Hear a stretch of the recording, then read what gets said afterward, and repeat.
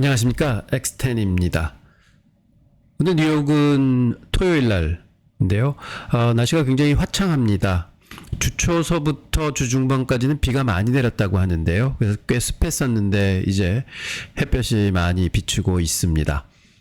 그리고 목요일 날이 휴일이었죠. 그래서 이게 징검다리 휴일이어서 그런지 어제 금요일 날은 굉장히 좀 길이 한산하는 느낌이 들 정도로 사람들이 연휴를 이용해서 많이 이제 바깥쪽으로 빠진 것 같습니다. 그래서 그런지 어제 뉴욕 시장도 거래량이 좀 딴 때보다는 줄었었고요. 시장도 혼조세를 보였습니다. 금요일 날 다우존스는 0.08% 올랐지만 S&P 500이 0.2%, 그다음에 나스닥이 0.5% 하락해서 끝났습니다. 자, 첫 번째 뉴스입니다. 제롬 파월 연준 의장이 관세 정책이 경제에 미치는 영향을 계속 주시하면서 금리 인하에 대해 신중한 입장을 재차 밝혔습니다. 이는 최근 인플레이션 둔화 지표에도 불구하고 연준이 섣부른 정책 선회를 경계하고 있음을 보여주는 신호입니다. 결국 연준은 명확한 인플레이션 둔화 추세를 확인할 때까지는 금리 인하를 서두르지 않겠다는 내용인데요. 시장의 기대와 연준의 실제 행동 사이에는 계속해서 시차가 존재할 것으로 예상됩니다. 두 번째 소식입니다. 마이크로소프트 소식입니다. 인공지능 분야에 대한 막대한 투자를 이어가는 동시에 앞으로 몇 주 안에 수천 명의 규모의 인력을 감축할 거라고 계획을 발표했습니다. 이는 AI 시대에 맞춰 인력 구조를 재편하고 핵심 분야에 자원을 집중하려는 전략으로 보입니다. 빅테크 기업들이 AI 경쟁이 심화되면서 기존 사업의 인력을 줄이고 AI 관련 인재를 확보하려는 구조조정이 업계 전반으로 확산될 가능성이 많은 것으로 예상됩니다. 자, 세 번째 소식입니다. 또 미국과 중국 얘기인데요. 트럼프 행정부가 중국의 국영통신 기업이죠. 차이나 유니콤에 대해 국가안보를 위협한다는 이유로 제재를 가했습니다. 이로 인해 차이나 유니콤은 미국 내에서 인터넷 서비스를 포함한 통신 사업을 중단해야 할 위기까지 처해 있는데요. 미중 기술 패권 정쟁이 통신 인프라 분야로까지 확대되고 있습니다. 이는 단순히 개별 기업의 문제를 넘어서 양국 간의 기술 냉전이 심화되고 있음을 보여주는 상징적인 사례입니다. 네 번째 소식입니다. 세계적인 광산 기업이죠. 리오 틴토가 기니에서의 뇌물 제공 혐의와 관련해서 미국 증권거래위원회에게 2,800만 달러의 벌금을 내기로 합의했다고 합니다. 회사는 혐의를 인정하거나 부인하지 않았지만 이번 합의로 장기간 이어온 법적 불확실성을 해소하게 되었다고 합니다. 글로벌 기업의 ESG 경영에서 투명성과 준법 정신이 얼마나 중요한지 다시 한번 보여주는 사례라고 할 수 있겠습니다. 특히 신흥국에서 사업을 할 때는요, 부패 리스크 관리는 기업의 명운을 좌우할 수 있다고 하겠습니다. 다섯 번째 소식입니다. 미국의 주택 압류 건수가 2021년 이후 가장 낮은 수준으로 떨어졌다고 합니다. 이는 팬데믹 기간 동안 시행되었던 모기지 유예 프로그램, 그리고 정부 지원책, 그리고 주택 가격이 상승한 덕분에 주택 소유자들이 재정적 어려움을 극복할 수 있었다고 합니다. 주택시장의 안정성을 보여주는 긍정적인 지표지만 향후 금리 변동과 경제 상황에 따라 압류 건수가 다시 증가할 가능성도 염두에 두어야 되겠습니다. 여섯 번째 소식입니다. 심각한 조종사 부족 문제에 직면한 미국 항공사들. 지난번에도 항공사들이 자체 트레이닝 프로그램을 통해서 조종사를 길러내겠다 하는 소식을 전해드렸었죠. 이번에는 외국인 조종사를 더 쉽게 채용할 수 있도록 정부에 로비를 하고 있다고 합니다. 역시 조종사들이 굉장히 부족한 상황인 것 같습니다. 현재 미국 법은 외국인 조종사가 미국 항공사에서 일하는 것을 엄격히 제한하고 있다고 하는데요. 이건 아마 테러 문제 때문이 아닌가 싶습니다. 업계는 이 규제를 완화해달라고 요구를 하고 있고, 인력 부족 문제가 이제는 국경을 넘어 외국인 인력 수급 정책의 변화까지 요구하는 단계에 이르렀다는 내용인데요. 항공산업의 구조적인 변화를 예고하는 신호입니다. 그래서 항공사에 투자하고 계신 투자자분들께서는 이런 점도 좀 고려하셔야 되겠다, 이렇게 생각이 듭니다. 마지막 소식입니다. 미 상무부 고위관리자가 글로벌 반도체 제조사들에게 중국 내 미국 기술 접근을 허용했던 면책 조항이 있었죠. 이거를 폐지하고 싶다는 의사를 전달했다고 하는데요. 이는 중국의 기술 발전을 억제하기 위한 트럼프 행정부의 압박이 더욱 거세지고 있다는 것을 보여주는 겁니다. 이는 단순히 개별 기업의 문제를 넘어서요, 글로벌 반도체 공급망 전체를 재편하려는 미국의 강력한 의지가 아닌가, 이렇게 보여집니다. 한국의 삼성전자와 SK 하이닉스도 이러한 영향권에서는 벗어날 수가 없을 거다. 이렇게 생각이 듭니다. 예, 엑스텐 맥 코너입니다. 오늘은 미국 시장 밸류에이션을 좀 분석해 보고요. 그 다음에 지난 주간에 어떤 일이 일어났는지 좀 살펴보도록 하겠습니다. 미국 시장의 밸류에이션을 좀 한번 분석해 보면요. 현재 퍼 기준으로는 29.8배를 기록하고 있습니다. 그래서 지난 3년간 평균을 보면은 한 27.8배가 되는데 그거보다는 조금 높게 평가가 되고 있고요. 그리고 이거를 이제 대형주에 너무 밸류가 높이 있다 보니까 저렇게 퍼가 높은데 만약 중간값으로 이렇게 분석을 해보면 한 17.9배, 한 18배로 보면 되는 것 같고요.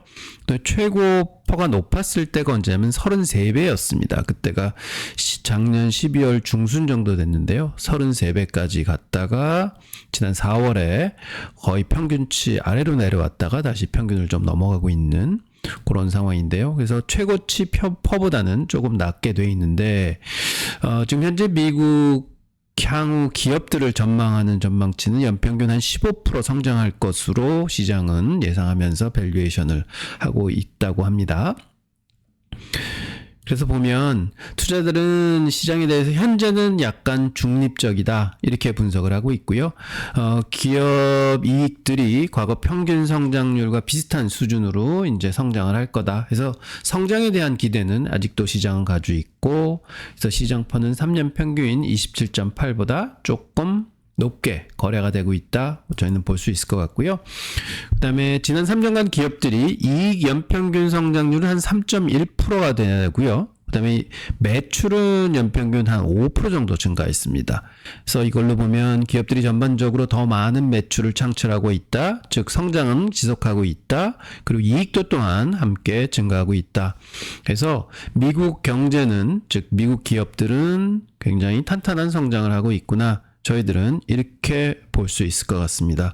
그래서 이 밸류에이션이 30에 가까운 밸류에이션이 정당하다 이렇게 판단하고 있습니다. 그리고 각 미국 시장 섹터 밸류에이션 한번 보겠습니다. 현재 29배가 넘는 게 미국 전체 시장이고요.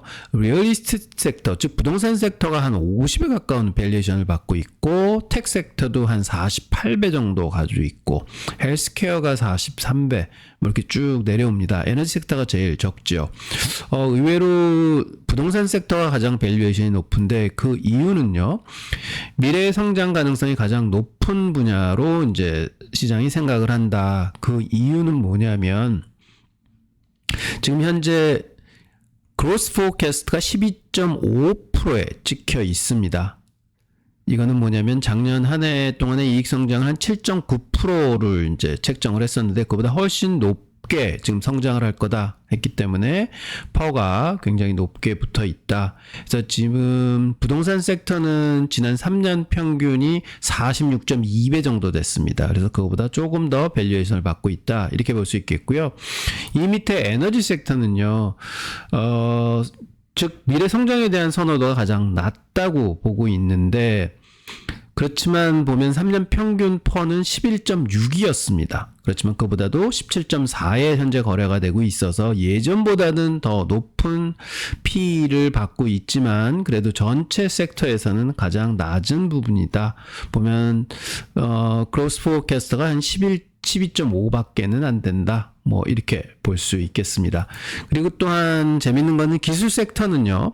현재 거의 48배 퍼를 받고 있죠. 그리고 향후 5년간의 연평균 그로스는 18.4%를 예상을 한다. 그래서 쭉 보면은 섹터들 중에서 가장 포캐스트 그로스, 즉 향후 전망하는 성장치가 가장 크다. 그래서 역시 기술 혁명 시대에 들어와 있다 하는 거는 이 애널리스트들이 분석한 결과로서도 볼 수가 있습니다.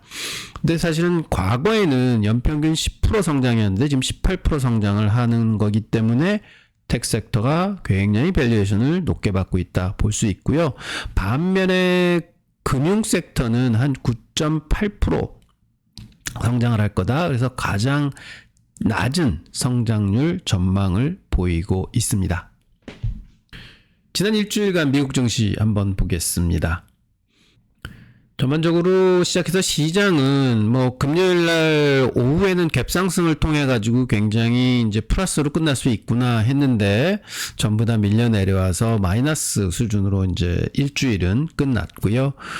그래서 사실 19일이 휴일이었죠. 휴일 동안에 중동 리스크가 나오는 바람에 선물들이 많이 하락을 했다가 그게 뭐 트럼프가 2주간 연기를 하겠다 하는 것 때문에 또 갭상승으로 출발했다 다시 장이 이제 내려왔습니다. 아무래도 지정학적 리스크가 현재 시장을 마구 누르고 있는 것 같습니다. 3개월 평균은 5.3% 상승해 있고 1년은 10% 상승해 있고 금년 초부터는 1.4% 현재 올라와 있다. 그래서 아직도 플러스권에 있는 미국 증시입니다. 그리고 현재 주목받고 있는 섹터들은 석유 및 가스 섹터, 이거는 이제 에너지 섹터, 석유 및 인더스트리가 말고 금이 또 굉장히 받고 생명공학, 소프트웨어, 재생에너지 쪽으로 관심들이 많다. 이렇게 현재 정리할 수 있겠습니다. 이 주일간의 섹터 수익률 보면은 텍 섹터가 그 파이낸셜과 에너지가 그래도 좀 많이 이제 올랐고요. 에너지는 지정학적 리스크 때문에 좀 기름값이 많이 오르면서 이제 올라왔고 나머지들은 전부 마이너스로 끝났고 헬스케어가 가장 큰 낙폭을 보였습니다. 주식들 수익률 보면은 제일 많이 오른 게 서클이죠. 요번에 상장을 했죠. 상장을 해서 한 180% 올라와 있는데 79.9%가 요번 주에 올랐고 또 AMD가 실적이 좋게 나오면서 10.4%로 올랐고 JP모간 올라와 있고 애플과 엔비디아 이렇게 올랐고요.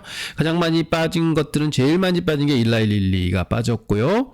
그다음에 오라클도 많이 올랐다 이제 수정을 좀 받았죠. 그다음에 매스커드하고 비자 이거는 요번에 스테이블 코인 관련해서 좀 타격을 받은 것 같고 서클에 대해서 좀 들여다보겠습니다.